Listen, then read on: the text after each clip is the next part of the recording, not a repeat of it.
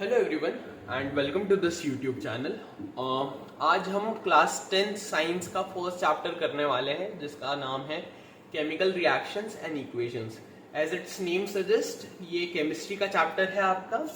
तो एक बहुत ही छोटा और स्कोरिंग चैप्टर है ये आपके बोर्ड्स के पर्सपेक्टिव से। इससे डेफिनेटली केमिकल इक्वेशंस उनकी बैलेंसिंग पे क्वेश्चंस आते ही आते हैं हर साल, और अगर आप इनकी प्रैक्टिस रेगुलरली करें सो आपको बहुत फायदा देगा आपके बोर्ड्स पर्सपेक्टिव के हिसाब से ये।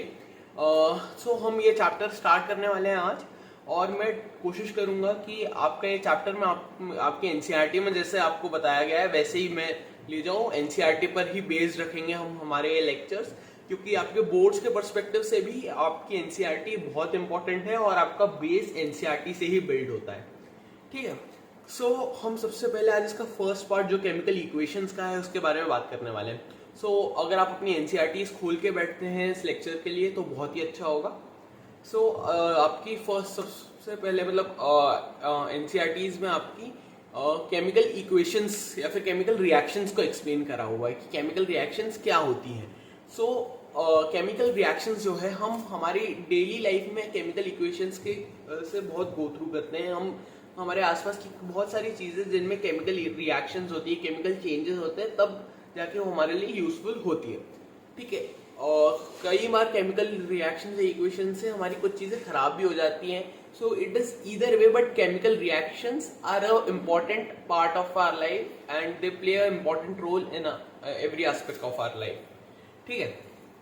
तो सबसे पहले आपकी एनसीईआरटीज में एग्जांपल दिए हुए हैं कुछ। तो इसमें देखिए एक एग्जांपल दिया है आपको कि दूध जब हम रूम टेम्परेचर पर गर्मियों में छोड़ देते हैं बाहर तो क्या होता है। तो ये सब आप सब ने कभी एक्सपीरियंस करा होगा कि कभी दूध अगर हमने सब बाहर छोड़ दिया तो दूध फट जाता है, जैसे हम अपनी नॉर्मल भाषा में कहते हैं कि दूध फट जाता है, दूध खट्टा हो जाता है। तो ये क्यों होता है? क्योंकि इसका रीजन ये है क्योंकि दूध में कुछ ऑक्सीडेशन रिएक्शंस होती है। अब ऑक्सीडेशन रिएक्शंस हम इस चैप्टर के आगे पढ़ेंगे कि क्या होता है, बट फिलहाल के लिए इतना ये समझ लीजिए कि कुछ ऐसी केमिकल चेंजेस आते हैं दूध में जिसके कारण वो अपनी ओरिजिनल प्रॉपर्टी लॉस कर देता है और इसलिए दूध फट जाता है और इसमें माइक्रो ऑर्गेनिजम्स की ग्रोथ होती है। सिमिलरली किसी भी लोहे के आर्टिकल की रस्टिंग या फिर उसमें जो हम हिंदी में कहते हैं जंग लगना, एक बहुत कॉमन सा फिनोमेन है जो आपने एक्सपीरियंस करा होगा। तो ऐसे ही बहुत सारे एग्जांपल्स दिए हुए हैं आपकी एनसीईआरटी में। एक दिया हुआ है ग्रेप्स का फर्मेंट होना। ग्रेप्स जब फर्मेंट होते हैं तब अल्कोहल बनती है।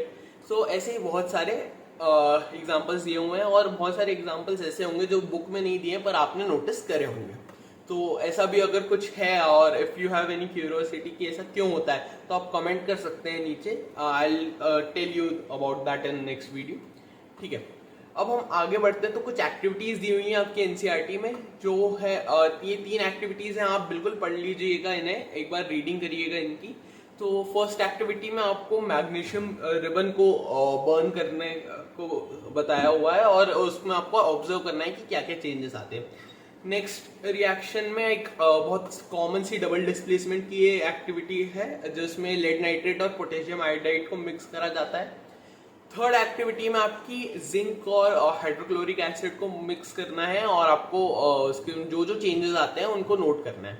So if you will perform this activities, अगर आप स्कूल मतलब जो स्कूल जाते हैं आपके स्कूल में लैब्स में इन एक्टिविटीज को आपसे डेफिनेटली परफॉर्म करवाएंगे। सो आप कुछ चेंजेस नोटिस करेंगे। सो हम डायरेक्टली अब देखते हैं वो चेंजेस क्या होते हैं, है ना। आपके एनसीईआरटी में केमिकल रिएक्शन को अगर आपको एक्सप्रेस करना है या फिर आपको आइडेंटिफाई करना है कि कोई रिएक्शन कोई केमिकल रिएक्शन है कि नहीं, क्योंकि हमने 8 क्लास में 8-9 क्लास में अपने 2 टाइप के चेंजेस पढ़े होंगे, एक होते हैं केमिकल चेंज और एक होते हैं फिजिकल चेंज। ठीक है। तो अगर केमिकल चेंज की अगर हम बात करें तो उनकी कुछ प्रॉपर्टीज होती है कि इनमें से कुछ चीजें होनी जरूरी है केमिकल चेंज में या फिर एक केमिकल रिएक्शन में। सबसे पहले क्या होता है? Change of state. ठीक है। दूसरा होता है चेंज ऑफ कलर। ये चेंज ऑफ कलर अगर आप में से कोई जो 11th में साइंस लेने वाले हैं तो एक सॉल्ट एनालिसिस के प्रैक्टिकल्स होते हैं आप में, उसमें चेंज ऑफ कलर एक मेजर आइडेंटिफाइंग फैक्टर बनता है। अगला होता है इवोल्यूशन ऑफ गैस।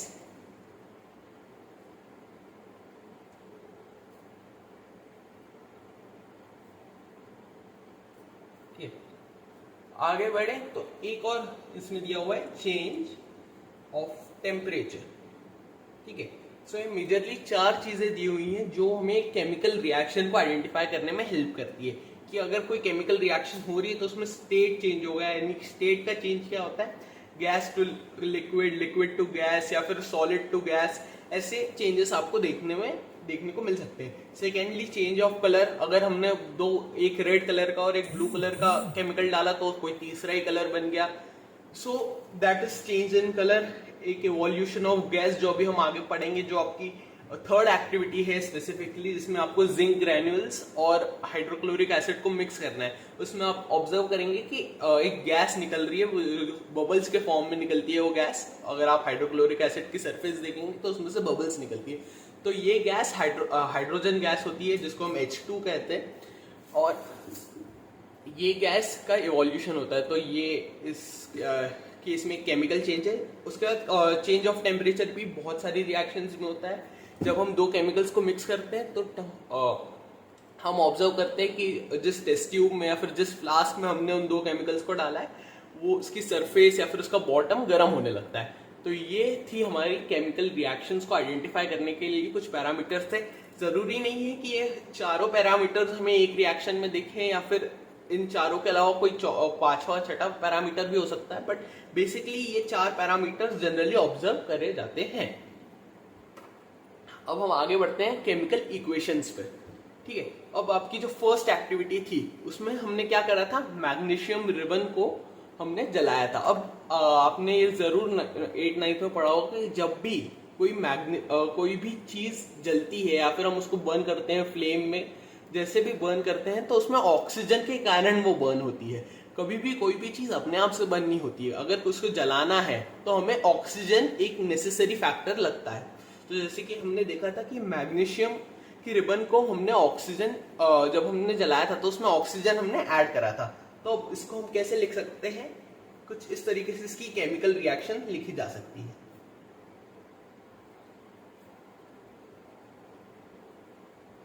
देखिए, अब वैसे आई एम श्योर आप इन सिंबल से फेमिलियर होंगे। Mg यानी कि ये मैग्नीशियम का सिंबल होता है।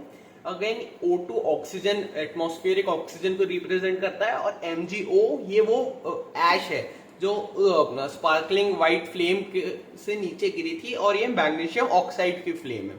ठीक है, तो यही एक केमिकल रिएक्शन को लिखने का एक स्टैंडर्ड तरीका होता है कि हम यहाँ पे हमने रिएक्टेंट्स लिखे हैं जो हमारे पास पहले थे स्टार्टिंग में, जो था मैग्नीशियम और ऑक्सीजन। ऑक्सीजन एटमॉस्फेयर में था जो हमने बर्न करते टाइम यूज करा है, और हमें प्रोडक्ट में मिला है मैग्नीशियम ऑक्साइड जिसको हम SMgO लिखते हैं। ठीक है, अब हम जैसे कि देख रहे हैं यहाँ पे एक दो साइड्स दिखेंगी आपको। ये है हमारा LHS जहाँ पे हम हमारे रिएक्टेंट्स को लिखते हैं, और ये है हमारा RHS जहाँ पे हम हमारे प्रोडक्ट्स को लिखते हैं। ठीक है, ये दोनों सेपरेटेड है एक एरो से। एरो की भी एक खास बात है, एरो आप हमेशा ऐसा ही लगाते हैं, हम ऐसा एरो कभी नहीं लगा सकते हैं। क्यों? क्योंकि एरो का जो टिप है, ये जो हेड है एरो का, ये बताता है हमें कि प्रोडक्ट्स किस तरफ है। तो हमेशा ये जो पॉइंट है एरो का, ये हमेशा प्रोडक्ट्स की तरफ होगा, और ये है एरो की टेल, ये हमेशा हमारे रिएक्टेंट्स की तरफ होती है। एक कॉमन सवाल हमारे मन में ये भी आता है कि इस एरो की जगह अगर हम यहाँ पे प्लस लिख रहे हैं तो क्या हम इक्वल टू का साइन यूज कर सकते हैं? तो इसका जवाब है नहीं। अब ऐसा क्यों? क्योंकि इक्वल टू का ये जो साइन है ये इक्विटी को रिप्रेजेंट करता है ना। हम इसे मैथमेटिक्स में जैसे यूज करते हैं, जब हम लिखते हैं 1 + 1 = 2, तो यहाँ पर इसे यूज करना बिल्कुल करेक्ट है, क्योंकि 1 + 1 और 2 दोनों बराबर है। These two quantities are equal. But एक केमिकल रिएक्शन की केस में ये दो क्वांटिटीज इक्वल नहीं होती है। इन दो एक केमिकल रिएक्शन जब भी हम लिखते हैं तो हम सिर्फ इन दो क्वांटिटीज को मिला के एक तीसरी क्वांटिटी बना रहे हैं, पर जरूरी नहीं है कि ये दो क्वांटिटीज और ये दो एंटिटीज और इस एंटिटी की प्रॉपर्टी सेम होगी। मैग्नीशियम और मैग्नीशियम ऑक्साइड की प्रॉपर्टी सेम हो ऐसा जरूरी नहीं है। सो अब हम आगे बढ़ते हैं। तो जैसे मैंने आपको अभी बताया कि हम हर बार केमिकल रिएक्शंस को रिप्रेजेंट करते टाइम उन सारे केमिकल्स का नाम नहीं लिखते हैं। जैसे हमने यहाँ पे मैग्नीशियम की जगह Mg लिखा है। क्यों? क्योंकि ये मैग्नीशियम का सिंबल है। Mg मैग्नीशियम को ही रिप्रेजेंट करता है। वैसे ही यहाँ पे एटमॉस्फेरिक ऑक्सीजन को रिप्रेजेंट हम O2 से कर रहे हैं। सिमिलरली जो हमें ऐश मिली थी एक्सपेरिमेंट के एंड में, उस वो व्हाइट ऐश थी मैग्नीशियम ऑक्साइड की, जिसको हम MgO से रिप्रेजेंट कर रहे हैं। ठीक है, तो अब एक क्वेश्चन आता है कि हम ऐसा क्यों करते हैं, हमने सिंबल्स क्यों बना के रखे हैं। तो इसका रीजन ये है कि अभी तो हम ये जो साइंस है, ये जो केमिकल रिएक्शन है, हम बहुत बेसिक लेवल पे पढ़ रहे हैं, बट जो साइंटिस्ट होते हैं, रिसर्चर्स होते हैं, वो लोग इन सब चीजों को एक बहुत बड़े लेवल पर स्टडी करते हैं। कई बार केमिकल रिएक्शंस में बहुत सारे क्वांटिटीज को हम यूज कर सकते हैं। तो उस केस में ये होता है कि उन्हें लिखना और उनके नाम से उन्हें रिप्रेजेंट करना कन्वीनियंट नहीं होता है, इसलिए हमने इन सिंबल्स का यूज करा ताकि हम एक शॉर्ट एंड स्वीट वे में इन रिएक्शंस को रिप्रेजेंट कर सकें। ठीक है, अब हम इस रिएक्शन पर वापस आए थे। तो इस रिएक्शन को अगर हम गौर से देखें तो यहाँ क्या हो रहा है, यहाँ मैग्नीशियम है, यहाँ पे ऑक्सीजन है। अब ऑक्सीजन हमने O2 लिया है, ना कि O, क्योंकि हमारे जो एटमॉस्फेयर में हमें ऑक्सीजन मिलता है, जो हमने मैग्नीशियम रिबन को बर्न करने के लिए जो ऑक्सीजन यूज करा है, वो हमने हमारे एटमॉस्फेयर, हमारे आसपास जो खुली हवा में जो ऑक्सीजन प्रेजेंट है, हमने वही ऑक्सीजन यूज करा है। तो वो ऑक्सीजन O के फॉर्म में नहीं बल्कि O2 के फॉर्म में एग्जिस्ट करता है।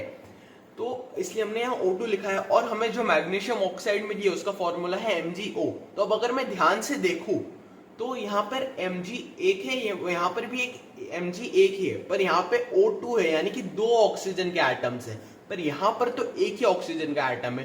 तो इसका मतलब क्या हुआ, क्या एक ऑक्सीजन का एटम खत्म हो गया है, या फिर इस रिएक्शन में ये ऑक्सीजन का एटम जो है एब्जॉर्ब हो गया है। तो ऐसा नहीं होता है, क्योंकि हमने 9th क्लास में law of conservation of mass पढ़ा है, यानी कि कोई भी मास, कोई भी एंटिटी ना खुद से बन सकती है ना खुद से खत्म हो सकती है। तो यानी कि ये जो 2 ऑक्सीजन के एटम्स है, तो यहाँ पे भी ऑक्सीजन के 2 एटम्स ही होने चाहिए। तो अगर हमारे पास ऐसी इक्वेशन है जिसमें दोनों तरफ सेम नंबर ऑफ एटम्स नहीं है, तो ऐसी इक्वेशन को हम कहते हैं अनबैलेंस्ड इक्वेशन।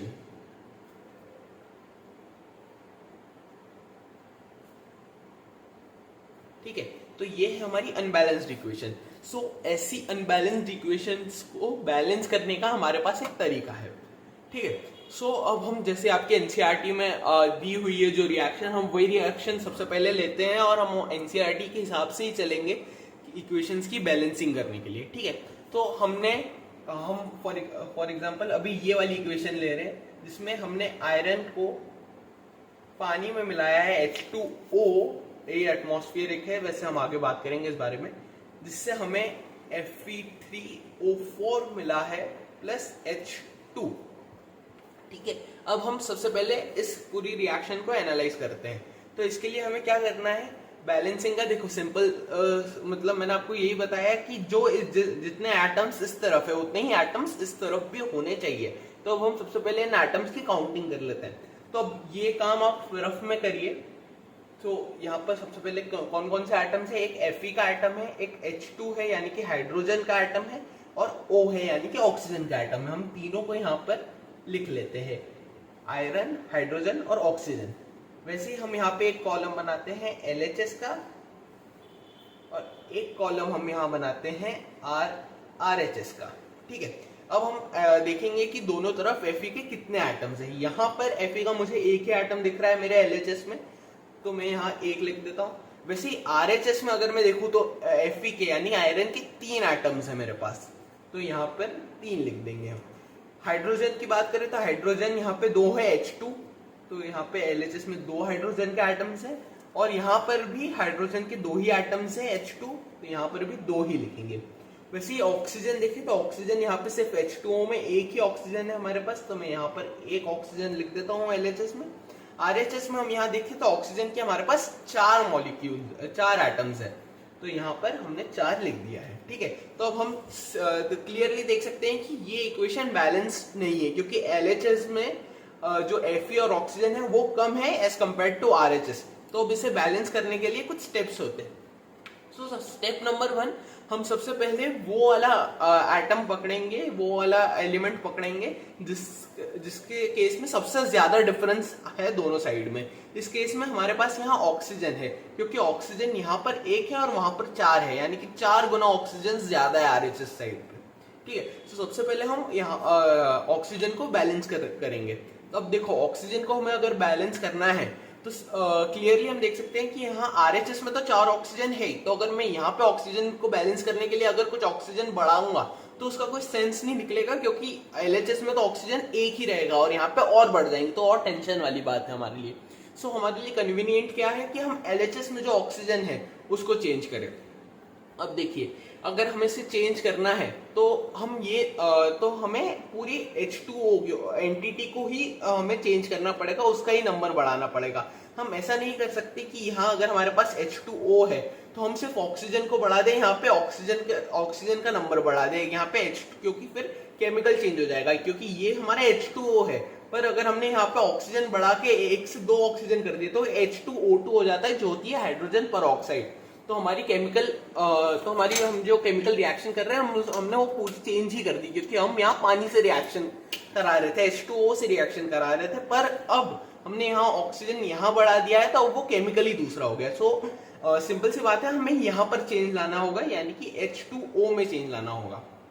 ठीक है, तो देखो मेरा सिंपल सा ऑब्जेक्टिव ये है, यहाँ पर अगर RHS में 4 ऑक्सीजन है तो मुझे LHS में भी 4 ऑक्सीजन करने हैं, और यहाँ पर एक ऑक्सीजन है तो मैं अगर इसके आगे 4 लगा देता हूँ तो यानी कि अब इसका मतलब क्या हो गया कि हमने H2O के यानी कि वाटर के 4 मॉलिक्यूल्स लिए हैं। ठीक है, और अब ये बट ऑब्वियस है कि अगर मैंने H2O के आगे मैंने पूरे H2O के नंबर ऑफ मॉलिक्यूल्स बढ़ाए हैं तो मेरा जो ऑक्सीजन है वो तो बैलेंस हो गया है। यहाँ पे 4 into 1, क्योंकि यहाँ पर कुछ नहीं है तो हम इसे 1 मानेंगे, तो 4 into 1 यानी कि ऑक्सीजन मेरे LHS में 4 हो गया है और RHS में भी 4 हो गया, तो मेरा ऑक्सीजन तो बैलेंस्ड हो गया है। पर अगर अब मैं बात करूं हाइड्रोजन की तो वो पहले बैलेंस था पर अब वो अनबैलेंस हो गया, क्योंकि 4 into 2 यानी कि अब मेरे पास 8 हाइड्रोजन के एटम्स आ चुके हैं। तो यहाँ मेरे पास LHS में चेंज आ गया है और यहाँ पर 8 हाइड्रोजन के एटम्स मेरे पास आ चुके हैं। वहीं अगर मैं यहाँ देखूं तो मेरे पास यहाँ पर जो हाइड्रोजन के एटम्स है वहां यहाँ RHS में अभी भी 2 ही हैं। सो अब मुझे RHS में ऐसा चेंज करना होगा कि number of hydrogen atoms equal हो जाए। तो इसके लिए मैं सिंपल सी चीज करूंगा, यहाँ पर H2 है तो अगर मैं मुझे 8 करना है तो मैं इसके 4 मॉलिक्यूल्स लिख दूंगा यहाँ पे, तो यहाँ पे 4 2 8 यानी LHS और RHS में जो हाइड्रोजन के एटम्स है वो बैलेंस हो चुके हैं। आखिरी में सिर्फ हमारे पास Fe बचता है। Fe भी जिसे हम देख सकते हैं कि Fe RHS में 3 एटम्स हैं और यहाँ पर LHS में सिर्फ एक ही एटम है, तो हम इसे बैलेंस करने के लिए यहाँ Fe के आगे 3 लगा देंगे तो यहाँ पे हमारी इक्वेशन बैलेंस हो गई है। हम देख सकते हैं कि यहाँ 3 Fe के एटम्स है तो यहाँ पर भी 3 ही एटम्स है। यहाँ पे 8 हाइड्रोजन के मॉलिक्यूल एटम्स है, वैसे यहाँ पर भी 8 हाइड्रोजन के एटम्स है, 4 ऑक्सीजन के एटम्स है और यहाँ पर भी 4 ऑक्सीजन के एटम्स ही है। सो ये इस तरीके से हमने हमारी इस इक्वेशन को बैलेंस कर दिया है। तो जैसे अब हमने इन केमिकल रिएक्शन को इस इक्वेशन के थ्रू रिप्रेजेंट कर दिया है, पर क्या इस इक्वेशन से मुझे इस रिएक्शन का एक क्लियर आइडिया लग गया है? तो ऐसा नहीं होता है। जैसे कि मैं अब इसमें वाटर की बात करूँ, जो हमने H2O लेके रखा है, तो पानी के हमें पता है 3 स्टेट्स होते हैं, जो होते हैं सॉलिड, लिक्विड और गैस। ठीक है, तो अब इस पर्टिकुलर रिएक्शन के लिए मुझे वाटर को किस स्टेट में लेना है? क्या मुझे उसको सॉलिड यानी कि बर्फ के फॉर्म में लेना है, उसके नॉर्मल जैसे लिक्विड फॉर्म में लेना है, या फिर उसे वेपर्स या फिर यानी कि गैसियस फॉर्म में लेना है? तो इसका आइडिया भी हमें लगाना होगा, क्योंकि अगर हमने गलत स्टेट यूज कर लिया तो भी हमारी ये रिएक्शन नहीं होने वाली है। ठीक है, तो उस स्टेट को रिप्रेजेंट करने के लिए हमारे पास यहाँ पे हमने एक शॉर्टकट यूज करा है, जो हम इन इनिशियल्स के थ्रू रिप्रेजेंट करते हैं। हम एक सर्कुलर ब्रैकेट में हर स्टेट के इनिशियल को हम लिख के रिप्रेजेंट करते हैं। जैसे सॉलिड को लिए हम S को यूज करते हैं, लिक्विड के लिए L को और गैसियस स्टेट के लिए G को। वैसे एक एक्वस स्टेट भी हम जनरली यूज करते हैं। अब एक्वस स्टेट क्या होता है? जैसे कि बहुत सारे केमिकल्स जो रहते हैं वो हमें पाउडर के फॉर्म में जनरली मिलते हैं, और उस पाउडर उन्हें यूज करने के लिए हम उन्हें पानी में घोल लेते हैं, क्योंकि ये वाटर जो है यूनिवर्सल सॉल्वेंट रहता है। तो ये जो पानी में घुले हुए केमिकल्स हैं उनके लिए हम एक्वस यानी कि AQ लिखते हैं, जो पानी में घुले रहते हैं, एक्वस फॉर्म को रिप्रेजेंट करने के लिए। जैसे हमने मान लीजिए सॉल्ट यानी कि अपना कॉमन सॉल्ट NaCl लिया, तो NaCl को जब हम पानी में घोल देते तो ऐसे तो वो सॉलिड फॉर्म में था, पर पानी में उसे घोलने के बाद वो सॉल्ट का पानी, नमक का पानी जो हमें मिला है वो है तो लिक्विड स्टेट में, पर उसे जब हम रिप्रेजेंट करेंगे तो अब हम एक्वस यानी कि AQ लिख के उसे रिप्रेजेंट करने वाले हैं। ठीक है, अब मैं स्पेसिफिक रिएक्शन की अगर बात करूं तो इस रिएक्शन में जो हमारा Fe है यानी कि आयरन है वो हम सॉलिड फॉर्म में लेने वाले हैं, तो उसे S से रिप्रेजेंट कर दिया। वैसे ही जो हमारा वाटर है ये रस्टिंग की इक्वेशन है, तो जो हमारा H2 है यानी कि वाटर है, तो जब भी रस्टिंग ऐसा तो होता नहीं है जबकि हम जब क्या कहते हैं आयरन के किसी आर्टिकल को किसी बाल्टी में पानी में रखेंगे तभी वो रस्ट होगा। जनरली जो रस्टिंग होती है वो जो एटमॉस्फेयर में वाटर वेपर प्रेजेंट होती है उनके उसके कारण ही हो जाती है, तो इसलिए हम यहाँ पर उसे वाटर को गैसियस फॉर्म में लेंगे। वैसे ही जो हमें रस्ट मिलेगी Fe3O4 जो हमें मिलेगा वो हमें सॉलिड फॉर्म में मिलेगा, और H2 ये हाइड्रोजन गैस होगी जो एटमॉस्फेयर में मिल जाएगी, तो ये गैसियस फॉर्म में मिलेगी। ठीक है, तो ये अब जाके आपकी ये रिएक्शन पूरी तरह बैलेंस्ड हो चुकी है। देखिए अब ये एक रिएक्शन हो गई। वैसे ही अब कुछ रिएक्शंस ऐसी होती हैं जिनमें हमें एडिशनली कुछ और भी ऐड करना रहता है, जिससे हमारी जैसे बुक की ही एक रिएक्शन दी हुई है जो है कार्बन मोनोऑक्साइड, जिसे हम गैसियस फॉर्म में लेते हैं, प्लस 2H2 दो हाइड्रोजन के मॉलिक्यूल्स हैं, वो भी हमने गैसियस फॉर्म में लिए हैं, और जिससे हमें मिलता है CH3OH। ठीक है, ये हमें लिक्विड के फॉर्म में मिला है। ठीक है, सो अब मैं इस रिएक्शन को देखूं तो दिखने में तो बहुत सिंपल दिख रही है कि मुझे कार्बन मोनोऑक्साइड को गैसियस फॉर्म में लेना है, हाइड्रोजन गैस को भी लेना है और इन दोनों को मिक्स करना है, तो मुझे CH3OH मिल जाएगा लिक्विड फॉर्म में। पर ऐसा नहीं है, इसमें एक एलिमेंट मिसिंग है जो है इस रिएक्शन की फिजिकल कंडीशन, जो हम इस एरो के ऊपर लिख के एक्सप्रेस करते हैं। अगर मैं इसको नॉर्मल कंडीशंस में इस रिएक्शन को करवाओ तो ये रिएक्शन नहीं होने वाली है। इस रिएक्शन के लिए एक स्पेशल फिजिकल कंडीशन लगती है जिसको हम कहते हैं प्रेशर। इस रिएक्शन को अगर हमें करवाना है तो हमें नेसेसरीली 340 ATM यानी कि 340 एटमॉस्फेयर का प्रेशर रखना होगा। जो हमारा नॉर्मल स्टैंडर्ड कंडीशंस में जो प्रेशर होता है वो होता है 1 ATM का, तो यानी कि उस कंडीशन में उस प्रेशर पे ये रिएक्शन नहीं होने वाली। पर अगर हम उसकी जगह 340 ATM यानी कि कितना ज्यादा प्रेशर, बहुत ज्यादा प्रेशर पर अगर हम ये रिएक्शन करवाए तभी जाके हमें CH3OH मिलेगा। ठीक है, वैसे ही अब एक जैसे हमने अभी ये बैलेंसिंग देखी, तो वैसे हम एक रिएक्शन और बैलेंस करके देख लेते हैं। वैसे मतलब इतना जो मैंने आपको ये सब बताया ये आपकी कंप्लीट बैलेंसिंग हो जाती है। तो बैलेंसिंग के लिए क्या क्या जरूरी होता है पहले हम वो देख लेते हैं। तो एक बैलेंसिंग के लिए जो नेसेसरी चीजें होती है वो होती है एटम्स का इक्वल होना, एटम्स इक्वल है ना, एटम्स इक्वल होने चाहिए LHS और RHS दोनों तरफ। ठीक है, LHS के atoms must be equal to RHS के एटम्स। ठीक है, सेकेंडली हमें उनका स्टेट मेंशन करना जरूरी है। ठीक है, किसी भी बैलेंस्ड इक्वेशन में जो हम रिएक्टेंट्स और प्रोडक्ट्स है जो हमारे, वो हमें किस स्टेट में मिल रहे हैं वो मेंशन करना भी बहुत जरूरी है। उनके एटम्स भी इक्वल होने चाहिए। और तीसरा है फिजिकल कंडीशंस को भी मेंशन करना जरूरी है।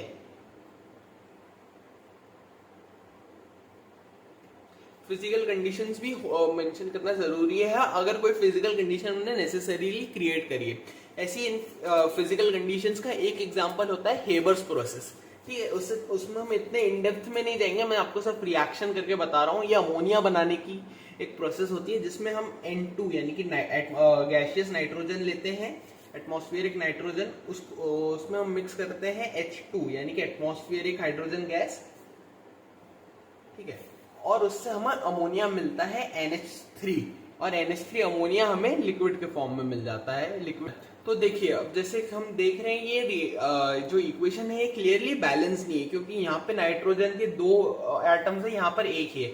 सिमिलरली यहाँ पे हाइड्रोजन का एक ही यहाँ पे हाइड्रोजन के 2 ही एटम्स है और यहाँ पर 3 है। तो अब सबसे पहले हम अगर इसे बैलेंस करने जाएं तो इसे बैलेंस करने के लिए सबसे पहले मैं क्या करता हूँ, यहाँ पे जैसे यहाँ पे 2 नाइट्रोजन का एटम्स है, मैं यहाँ पर भी नाइट्रोजन को डबल कर देता हूँ, यानी कि 2 नाइट्रोजन के एटम्स यहाँ पर मैंने लिख दिए।